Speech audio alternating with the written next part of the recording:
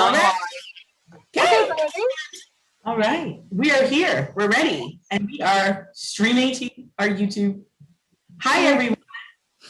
Hi. Hello.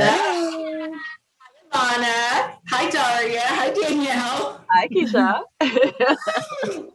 So good to be back. And we're at the end of February. The month feels like it went by so quickly.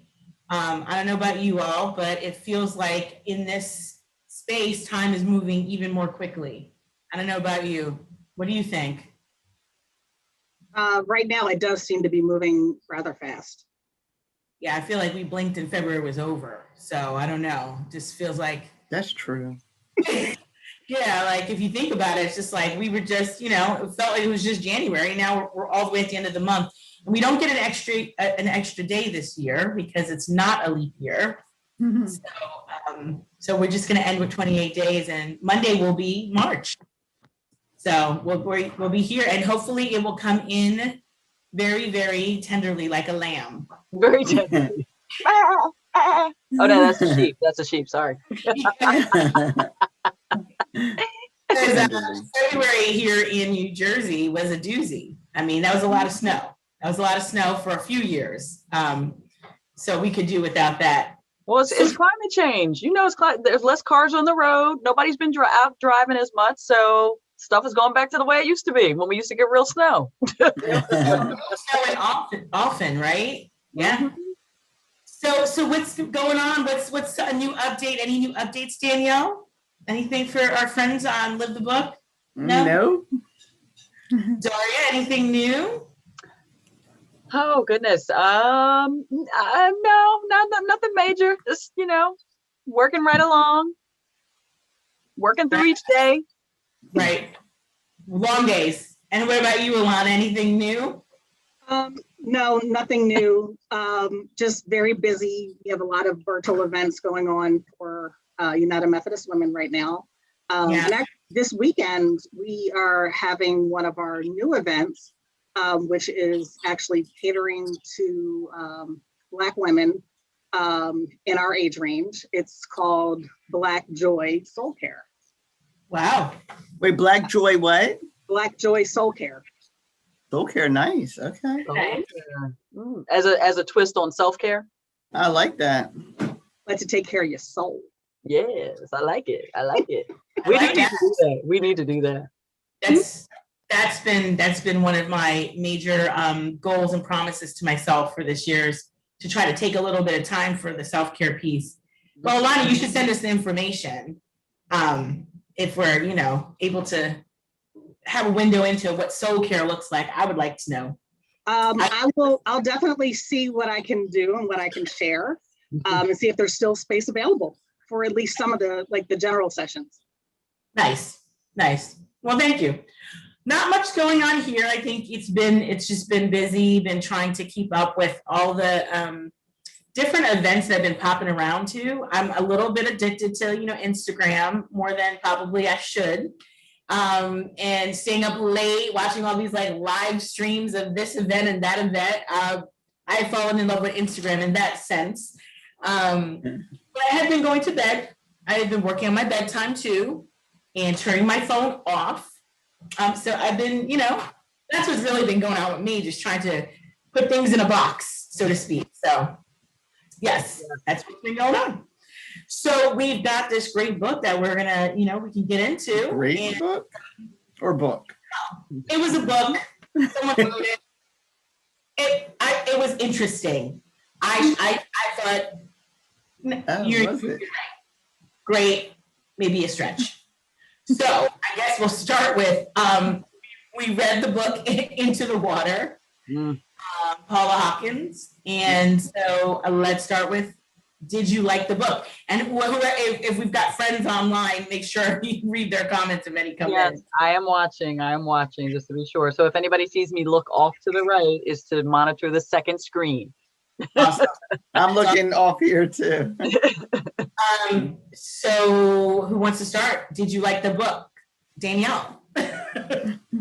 No, I did not like the book. This is my least favorite book ever in my life that I've ever read, ever looked at, ever perused, ever picked up. it got to the point where I said, I'm wasting all of my free time trying to finish this book. I think it was like last week, literally all of my free time trying to read this book. And I said, why am I wasting my free time? I don't enjoy this. It's dark. It's horrible. It's sad. It's about death. It's just the worst piece of literature I've read in my life. So I made the decision that I am not going to complete it. I stopped. I deleted it from my phone. You deleted it? I deleted it. Deleted, done. Don't want it in my life. All the suicide, the killings, the water, the drownings. This is not my thing. I got enough of the gist to know I don't want to read this. Okay. I read a lot of it. I literally read enough of my hours of it. All right. Alana. Well, I don't have feelings that are as strong as Danielle's in any way. In the beginning, I was really intrigued by the storytelling method, because I really enjoyed like getting the different perspectives on the same situation. But I don't feel like it came off really well. It was a little confusing with with so many characters, and I wasn't super thrilled about just the story. I wanted something more to go with that storytelling method. So I didn't like it, but I didn't hate it. I was somewhere in the middle. I'm sorry. It's not something I would recommend. Right. Okay. I can understand that. Daria? So the reason I just laughed, and excuse me, Alana, for doing that, was Tony posted the comment, I felt like I was drowning while reading it. Man. It was in the drowning pool. Yeah, somebody threw her off the cliff into the drowning pool. I mean, that is a good reflection. I did feel like, why is this so complicated? Why is she trying to I felt like the author thought that she had created a masterpiece, like that this was, she needed all these different characters to help make this such a rich story. But I think that it just created confusion. It created unnecessary layers. It was just too much for me. So I did not like the book. Okay, good. I think I liked the book. I didn't love the book. I think it's a book that I wouldn't recommend to most people to read. I think it is dark. I appreciated her previous work, and I think it, of course, had a long way to go to even meet up and match, Girl on the Train. And then, of course, having, a movie production after that book. So I think in terms of the storyline, the storytelling path that she took, it is definitely one that's confusing, and definitely I'm not sure it was all the way necessary, needed. And as you know, I kind of emailed you all, some of the reviews that we weren't far off about. This one, I'm not sure about this one, because it seemed a bit confusing. So let me just jump into the questions. And it's wait. Elisa commented. Okay. She said, "Good evening, ladies. It was a really tough start for me to get interested in the book. There were so many characters, and I found myself taking notes just to figure out who was who." Right, and I wasn't willing to do that. Yeah, okay. Tony said all the points of view and explaining, it was just too much. Yeah, it definitely. I mean, there were so many. And in the audio book, there were they literally had a whole cast of people. Doing these different voices, and I that's why I said, I felt schizophrenic. Like I hear all these different voices in my head, trying to keep and the voices sounded so similar. In a lot of cases, it couldn't even use that to help you piece out who was who. Yeah, distinguish the characters. Yeah, absolutely. You're right. In the Audible version, it was really a cast. At the end, I was like, wow. I actually only thought it was like two, but I think it was more than that. So Yeah, and so what I found interesting when I was looking for questions for this conversation, the questions were a little bit different because they were really around some of the themes. So that in case you missed a character or two, you could still participate with some of these questions because they're really around some of the thematic structure or elements within the book. So family relationships, particularly the bond between sisters, is featured heavily in the story. How do you think, Lena is affected by Nell and Jules' estrangement, and how does it influence her friendship with Katie? And so, if you want me to outline the characters, I could do that. I'm gonna have to look at my notes. I don't. I think Lena's the one whose aunt came back, or was Lena the aunt who came back? No, Jules Lena and her was Nell's were daughter. arguing. Yeah, Lena was Nell's daughter. And so Lena is a teenager. She's 16. Yeah. And her best friend died in the pool. That was Katie. That was Katie, right. And Nell, for Danielle, which was also interesting, Jules, her real name is Julia. So I thought the nickname piece was interesting as well. But And what was the question again? It was about the estrangement. So the sister bond that is generally, representative of sisters is missing in the book. There's an estrangement. Jules moves away. Yeah. She doesn't have anything to do with. Okay, I get it now. So it didn't. There was a whole confusion around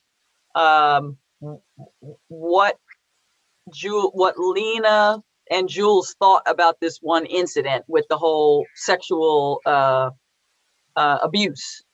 Right. So Nell and Jules were sisters, and Nell thinks that her sister had kind of put herself in harm's way. Right. But Jules thought that Nell knew that she was sexually assaulted by her boyfriend. Right. And that whole thing about I thought you liked it or something, or didn't you like it? It's something like that. So that's you're talking about Nell's daughter. Yeah, Lena. So what makes Lena want to befriend Katie in the way that she does? Because she knows her mom has a sister who doesn't talk to her. So what kind of propels, and influences that relationship around? So Katie has a big secret, and Lena keeps it basically until her death, until her mother is wondering why her daughter has died.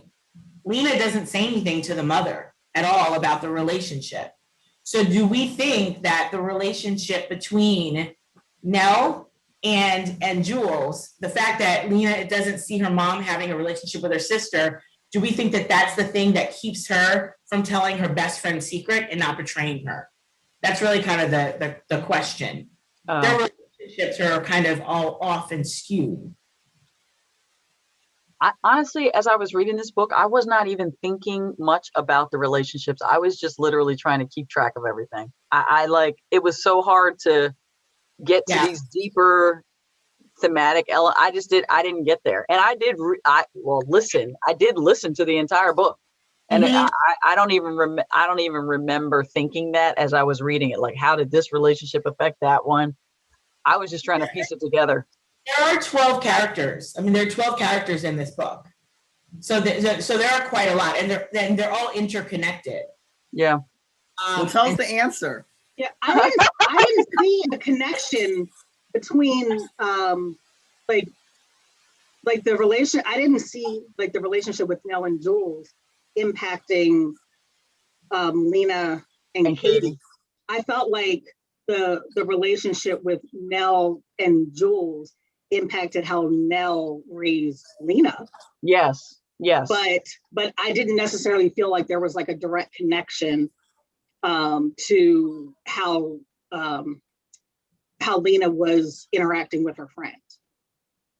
There may have been indirectly because of the way that her mother was with her, but I don't think it was a conscious thing of, this is how things are because of my mom's relationship with her sister, because she had no connection to her aunt until after Katie was dead. Right, right. And after her mother passed as well. Right.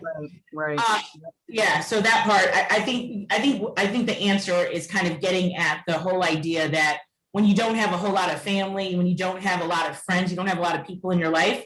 Lena and her mother now moved around a whole lot too. And so when they made roots in Beckford, that's really when that relationship, I think, with, of course, Katie was really, they did everything together. She said she was her world. So there's kind of like really strong language of their, Lena's affection for Katie and feeling very, very close to her, where again, she would, cover up and withhold information from police, Katie's mother, to like till the end of Katie's time on Earth. So that's kind of what I think the whole idea of when you have an estranged kind of relationship, how does it play out for other people who are impacted, knowing that, you have a sister out there who doesn't even return your phone calls. So, yeah, but if that's her best friend, wouldn't she keep his secret anyway? Aren't you supposed to keep your best friend's secret? Yeah, I think you are supposed to keep your best friend's secret. I think that it became a dangerous situation with the affair with an older man, with a teacher. The teacher, yeah. Yeah, so that whole idea that it became dangerous, and of course Lena's telling Katie's brother, don't say anything, you don't know anything, just kind of like creating that bigger tangle. But they were teenagers. So again, when we're teenagers, we make, teenage kind of decisions. So the statement, Beckford is not a suicide spot. Beckford is a place to get rid of troublesome women. What do you think of the gender dynamics in this novel? What think about the men. Again, they're like those 12 characters. Think about the men we meet in the novel, and think about the women and their kind of feeling around that. What does that statement mean? Nell starts her book. Nell is writing a book about Beckford. Yeah. And Nell wants to put that in her. She puts that in her book. The most disturbing piece of the book that I remember was about the whole thing with the boys throwing. What were they throwing at Jules? They were throwing a ball. A ball on the beach, right? And like to the point where she and then her period came on, bleeding, yeah. And it was this whole embarrassment, and I just, I mean, that really bothered me. I could imagine that happening to somebody, and just her being laughed away and used like a target. And her sister didn't defend her. Right. Yeah, they didn't have a good relationship in the first place. They weren't exactly close. Yeah, that was a shame. And then the whole thing about getting rid of troublesome women. Somebody asked me what this book was about, and I said it's about this made up town where they throw troublesome women in a drowning pool. I mean, that's what I remembered about the book overall. So clearly that was what we were supposed to. Well, I shouldn't say that. That was the main message I took away. Yeah. And I'm thinking, what was the value of that being such a major theme? I don't know. I saw it as, the men were trying to find ways to flip the narrative so that they could come out smelling like roses by making it, by creating these stories where like the women were to blame for their own deaths. And, where like Libby was allegedly a witch. So that was the rationale behind why she had to be drowned, even though it was that she had really had this relationship with this other man, and that was problematic. Lauren was, the story that was told was that Lauren, had this affair with this man that nobody ever saw, and come to find out it was really just that Patrick was just beating her. And then he killed her. And Patrick, because he wanted to maintain his reputation, which we've seen people go to great lengths to try to protect themselves. Created this other story, and then made her look bad. And so like people were feeding into like the what is it called? Like the the urban legend kind of like about like these towns and whatever. And it's like, oh, well, this is what happens. Like there's something that must be drawing like these women to the water. So the men were able to like use like these stories that had like the history to like cover up their dirt. Right. Yeah, and then even Patrick, controlling the the narrative too by threatening the police officers investigating his situation, right. Getting rid of her again, running her out of town, getting rid of her, that police officer, then controlling his son. So his son picks a plain, ordinary, drab kind of woman that he should have picked. He shouldn't have picked Lauren. Which is why it's really inappropriate when he kisses his daughter-in-law on the lips, and she has to remind him by calling him dad because, he wanted a boring, plain, what he thought would be better suited. And so there's all these different kinds of scenarios and relationships that are all very inappropriate, of course, and, out of character. But I think, Daria, your point earlier about what's the point about this is that I think this is something that happens in our society about what happens when we don't find value in the other gender or someone who does something differently, or how do we get rid of them? We may not drown them, or it may feel like they're drowning, but there is something that happens, There are a couple movies, that kind of speak to that, like recently, just thinking about, like the news industry and obviously, the Me Too movement. I think there's something about, that line that really resonated with me that Nell wanted to start the book with. And of course, at the end that Nell comes to the same death that Lauren did. And it was really around Nell probing and digging and making a man feel bad that he didn't know that he had participated or witnessed as a child. He was not a participant, but his father lied to him his whole life. Yeah. About his mother died. He couldn't really manage that. And so he untethered and had to get rid of her too. Well, I think you're left wondering about that at the end. No, he admitted it.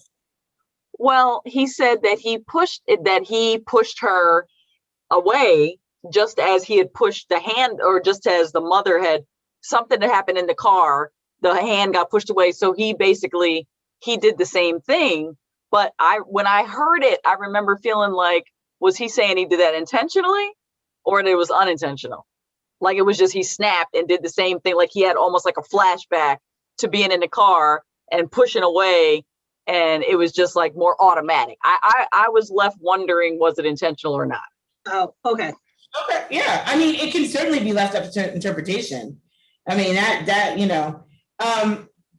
so I know this book had so many characters. So I'm going to ask the question I generally ask, but any of these characters, like any character resonate with you, any that you could, really see yourself identifying with or feeling extremely sorry for in any of the book, any parts? Hey, Keisha, I just want to add, like Elisa was saying, that this book reminds her of the Scarlet Letter.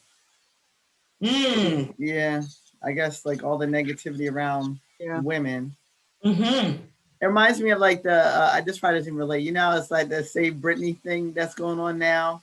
Yeah. And like now people are like mad at Justin Timberlake, like they're canceling him and but like when you look back, like you didn't realize how like a man was making her, like making her narrative. And like, I don't know, when you just said about a man was upset, so then he had to kill her, just reminded me of. But like, and this is something that happens all the time. The whoever is in like the dominant position tends to control the narrative. And whether it's about race, gender, socioeconomic status, and, people, I mean, if we just think about like the male-female piece, our value is often looked at as being like fluid based on like a man's opinion or his status, almost like his mood, his whim. And I'm not saying that like that's okay, but you know, our society, our patriarchal society has been set up that, you know, like they were fine in this little town. And but the women are expendable because their value is based on the man. And you know, and that's why, you know, Nell, who really had nothing to do with all these people, you know, as she starts digging and digging, it's like, you know, like, don't mess with our stuff. And which, you know, we all know they don't like that. Right. Well, we know that the one that they thought was crazy, she certainly had a lot of information. She happened to get upset with Nell because she said, I want you to tell the story I'm telling you, not, you know, you're going to look for research in other places. I want you to just tell the story because it had to do with her sister and how her sister ended up, you know, being killed. She said her sister never came back. She said that wouldn't be her sister. Like, right, it's like about the story that the men really wanted to be told because they wanted to control that narrative of that experience in Beckford. And Nell, not having any connection to anything, really wanted to tell or lift up, you know, the story. And they didn't tell the story of Nikki as she was saying was because they just kept talking about she was crazy. Yeah, they did. And, you know, even though, like, I mean, Nikki did annoy me in the story, but yeah, they just kept talking about like, you know, she thinks that she can like see things and hear things and like she's psychic or something, right? Yeah. It reminded me of like a witch in like a Shakespeare play. Right. Yeah. It would just like walk around like, oh, I can see things and hear things, and I'm gonna say this and walk away. Well, I think that was like, what is this? One of the reviews, they kind of alluded to that, kind of like very Shakespearean, the whole idea of having that particular kind of character, you know, kind of coming in to give the overall or give the backstory or the history.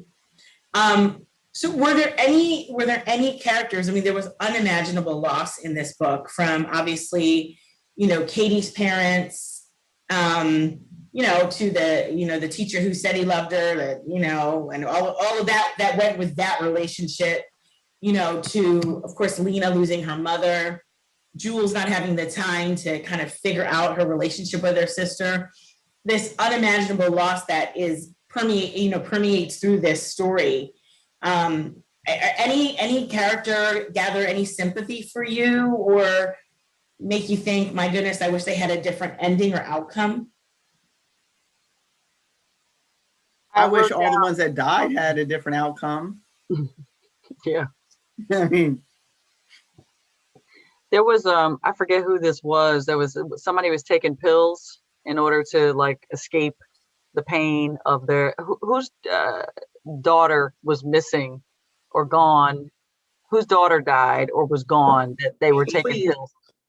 It was Louise. Okay. So they described that she was taking pills, and the language around that, I felt a lot of sympathy for her because they said the mother was taking pills to go into a drugged stupor, but woke to the reality of her daughter's absence, you know, and it wasn't worth the hours of oblivion.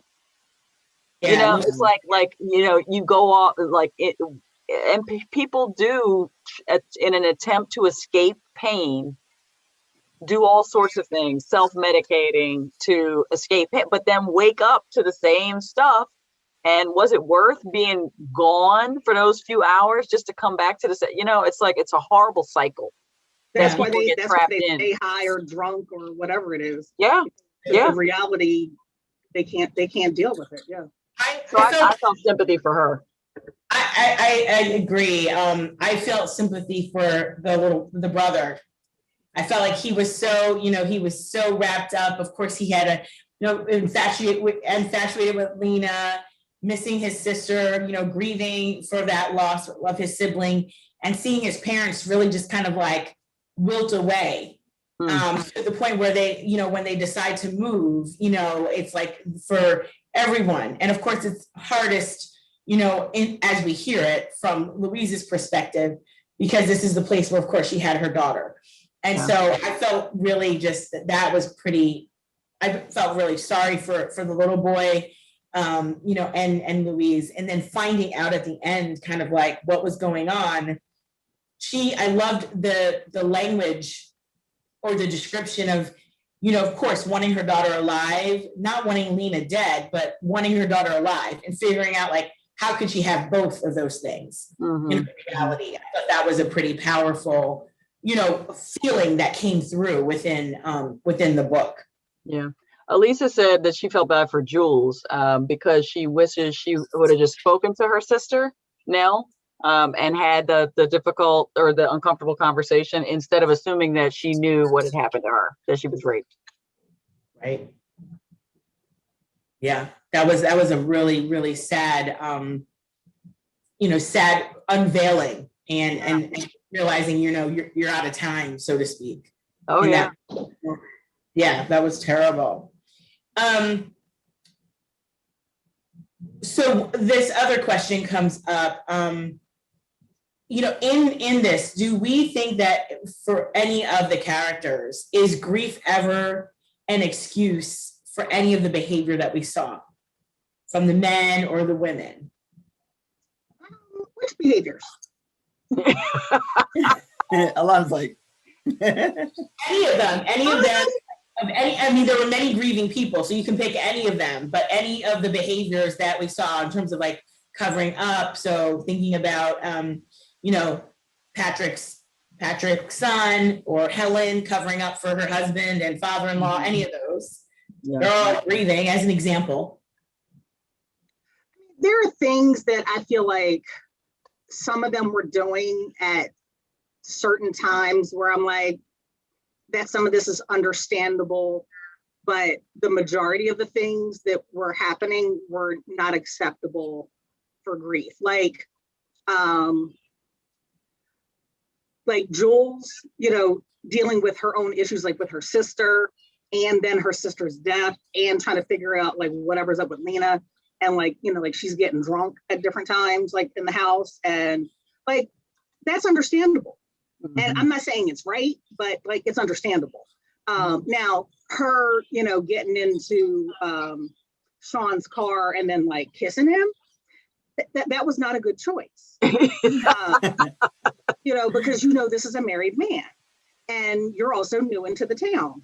And probably if she also knew that her sister had been hooking up, but then that would have also added more stuff to it. But so there's certain things where like, most of them cross the line at certain points, but but everybody did things that were okay. And do you think it was interesting that was a place that they used to summer? Then they would go back and live somewhere else and come back there for the summer. So this place seemed to be, I guess, a place of respite for Nell. Why do you think she wanted to come back there? Was it just because she was fascinated by the water? The curiosity, the mystery of it. Yeah. Yeah, she was just drawn to it. Like there was something, she needed answers. And she liked hearing like her mom tell the story of Libby. And she kept asking her mom to tell the story.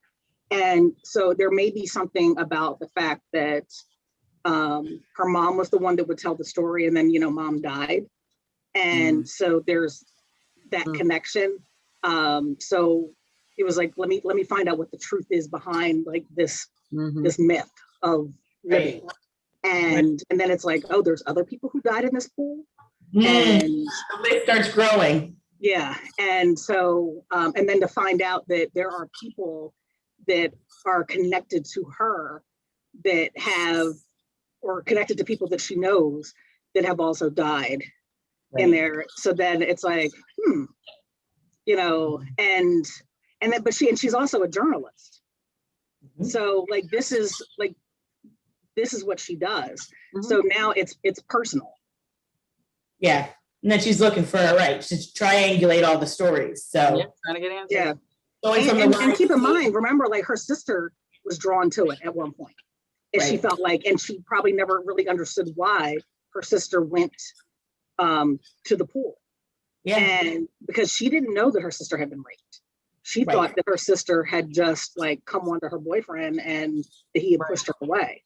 So, yeah. So, because really, when you think about it, Jules was the only one who actually tried to kill herself there. Yep. And really, Jules was saying that she wasn't really trying to kill herself. She was trying to come out, but she felt like Nell was trying to push her down, and then Nell changed her mind. Right. Right. So, this lady saying on the line. Elisa asked, "Do we think Mark Henderson's grief was genuine?" And because she said she feels like Lena truly believed that Mark and Katie were in love. That's a great question. I mean, I wonder if he said that he'd never met anybody like her. Yeah. And, you know, she really wooed him or wowed him and he was enamored by her. And the way that Lena describes the home after, I guess, you know, I can't believe, you know, you spent time here, Katie. Was he that distraught that he just let his house fall apart and go to crap and really, you know, just totally lost it with her death. And then, you know, the question is that, and I, you know, this is, Katie kept the secret. So do we think Mark had nothing to do with it? Or did he have something to do with it?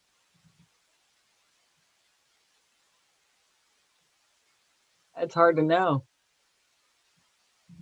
He was sneaky. He was sneaky. So the part that gets me is that, you know, like Lena gets to leave this, desolate place that he takes her to, because he wants his name to be cleared, because that was his biggest thing. You know, do you know what happens to me? What's going to happen to me if people find out, because I'm the adult and you're the child, right? And, you know, I could have waited 5 more months and cleared your name.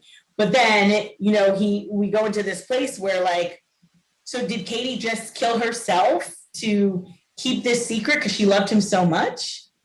I think it's possible because this is some of like the, like, and this is part of why there's like the age of consent, because, you know, there's this brokenness almost like in like a young person's mind about what makes sense about how you deal with certain emotions, and what love is, how you deal with certain things. And I just think about like conversations I've had with students in the past, and it's just like, no, this does not make sense. And I could see a teenager thinking like she's truly like helping this man, right, by doing this, and no, you're not. And this also plays into, I mean, given like the time when this would be written, you know, the fact that like teen suicide is very high, like it's increased, and there are many factors that play into that, right, because they actually think that this is solving something, and they don't always see it as something that's permanent. Right. So I honestly believe that she did it, and I think that with the things that he was saying, he may not have realized how much he had manipulated her into thinking that she had to do something to save him, right, and that realized that she would have taken it to that extreme. Right. I think that's the maturity part in her, you know, in her mind, helping a situation. And without him doing it, perhaps he was still doing it in terms of helping her make that decision. Like that would be the only solution out of this, you know, awful situation that, of course, you know, they were involved in. So yeah, no, definitely. I mean, I liked the author's style of just kind of like leaving it without saying anything. It just was like left up to, you know, our own imagination, so to speak, as to what happened. So listen, I think we're all on the same page. This isn't necessarily a book we would recommend, but if someone asks us if we read it, we could certainly refer them to, of course, our Live the Book YouTube channel and our discussion about it. And I think that, it makes us appreciate the literature. That's super awesome. We're all like dialed in that much better the next time when we have that experience. I think, it was, like I said, for the author, after a big book like the one written, I think this was hard to come after. And, maybe doing a little bit more or doing too much to sell it was probably, I think, But weren't the reviews like 4.2? Like, yeah. I hate reviews in YouTube. Like, they're all wrong half the time. Like, Yeah. But some of those are probably like people who are paid to do that. And then there's also like her loyal followers. Right. Because people just liked, the other book and like the movie. Right. Which, Netflix is actually doing another version of The Girl on the Train. Oh wow. It's but it's a foreign film. And I'm just gonna say that because I don't remember which country it was. So like not lit. Like Okay, that's good to know. Not in England. Not in England. Basically. All I know is that it had subtitles when I was like flipping. Oh. Oh wow. And I was like, I feel like I've seen this before. And then I was like, oh, duh, I did, but in English. Right. Yeah, I definitely saw it in the movies, the movie when it came out. So we have our next book. Daria, you're usually super helpful with our calendaring of and titles. I know I haven't opened my phone, so I don't have it up. All right, I'm checking. I'm checking right now. I'm trying to do this quickly. That would be. Oh, it's a good one. It's a good one. It's The Invention of Wings. Oh, Sumant Kid for March. Yes. Oh, actually, no. I'm sorry. We're doing a book called You by Carolyn Kepnes. Oh, okay. That's March. And we have two books that we're doing, only one on YouTube. Yes, but it's You by Carolyn Kepnes. Okay, You by Carolyn. And we don't have a date yet, but we'll set one and we'll announce it.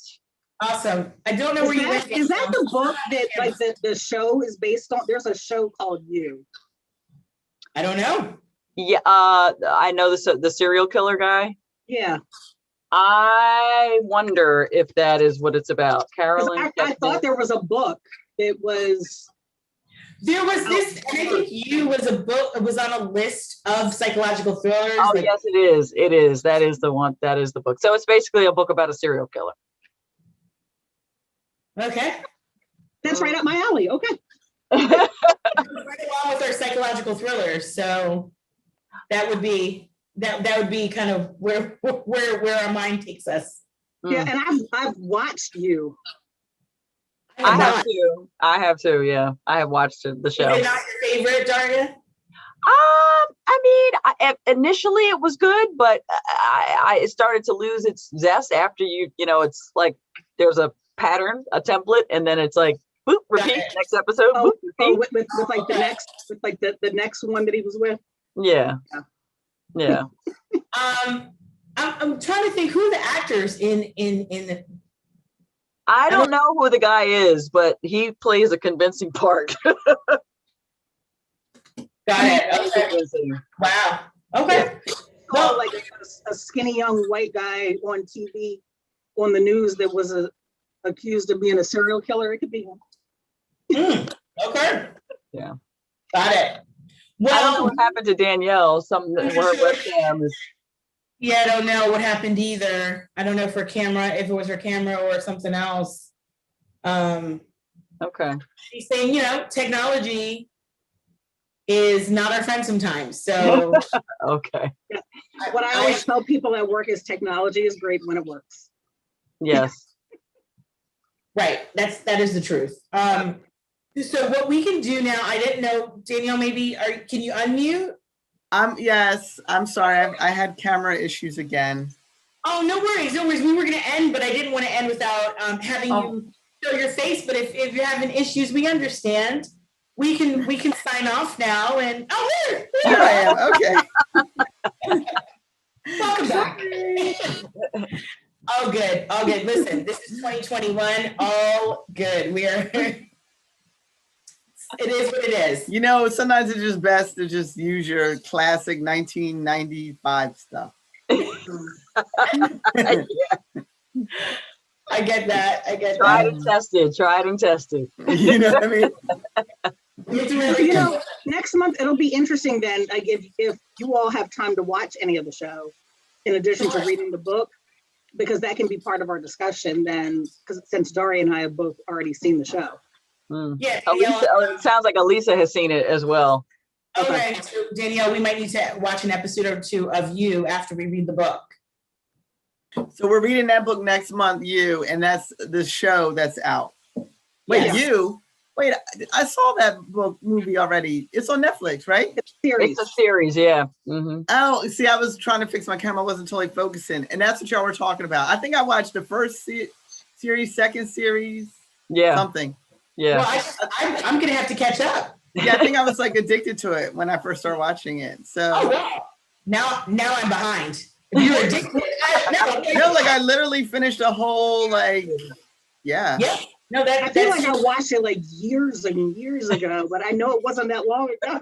Yeah, I feel like I watched it like a year ago or a year and a half ago. Yeah. I feel like there have been so many things I've seen since then. Me too, that's the problem. But I remember I really liked it. It So this is yeah. the book we're reading that goes along with that show? Yeah, because call the it book was You. out first. Same name. Oh, that's cool. So that'll be good. It'll be an interesting conversation. And just finally, a side note, which I think is very funny, ironic, that I, of course, we've been reading for like this whole time, and there's lots of books we've read.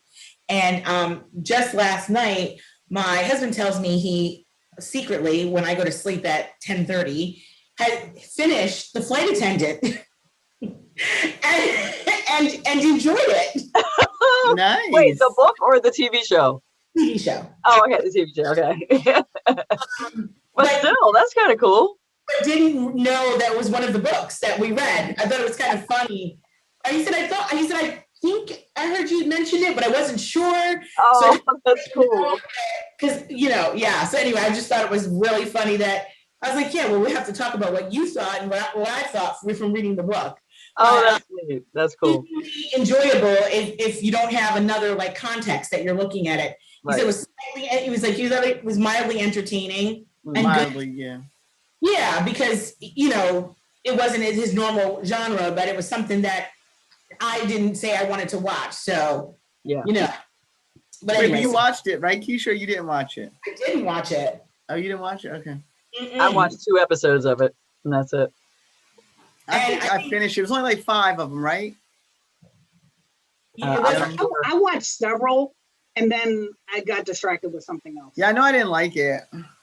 Yeah, I think Elisa, maybe, I don't know if Elisa's in the chat, but I think Elisa mentioned it or somebody, and they were like, it wasn't as good as the book or something like that. So I was like, oh, so I put it on the back burner, and so I never came back around to it. So I thought it was just kind of funny. But everything, this one for March, you guys have a TV. I'll catch up, and then we'll read the book, and we'll see where we land with it. And make sure you also watch Behind Her Eyes if you haven't started that yet. Great reminder. Was it good, Alana? The first 2 episodes were a little slow, but then it picked up, and I did enjoy it. By the time I got to the end, and it definitely helped that I had read the book, because there was like, even in reading the book, we were all like, what exactly was happening? Because it was an interesting story, but it was I did like it. It was only 6 episodes, but it was enjoyable. Okay. So yeah, I've watched the first 2, and it was good. It got me hooked just in the first 2, and I'll probably finish it this weekend. Okay. Yeah, Okay. and it was interesting because the way they portrayed Louise, when I read the book, I saw Louise as a Black woman. Oh wow! Wait, was Louise her friend or something, right? That Louise was the one who had the affair. I don't remember. And I was Just watch it. I was Just watch really, it. I did watch it. Yeah. Oh, Louise from Behind Her Eyes. I'm confusing with Flight Attendant. I understand. Yes. Okay. Yeah. I was just Yeah. really surprised that they had played it that way. Cause like I said, I don't remember if in the book they had written her that way, but that's the way I had seen her. So I thought it was very interesting. So I actually, I want to go back and read the book again though. But again, we've got a lot of entertaining to get through and to. So I hear you. we've got plans for lots more reading and lots more watching. And it's been a joy and a pleasure as always, despite whether or not we like the book or not. I always enjoy your company. So I want to thank you for that. And I hope that the next time we have more to talk about, there'll be more exciting things for you to share, any updates as we get ready for spring and the wonderful season ahead. So thanks, ladies. Don't forget to live the book. Even when you don't like it, just live the book. Live the enjoyment. I'm not living that book. I'm not living that book. I'm not living nothing about that book. Enjoyment and opportunity to read and discuss. So All right. don't live that book. Bye. Bye.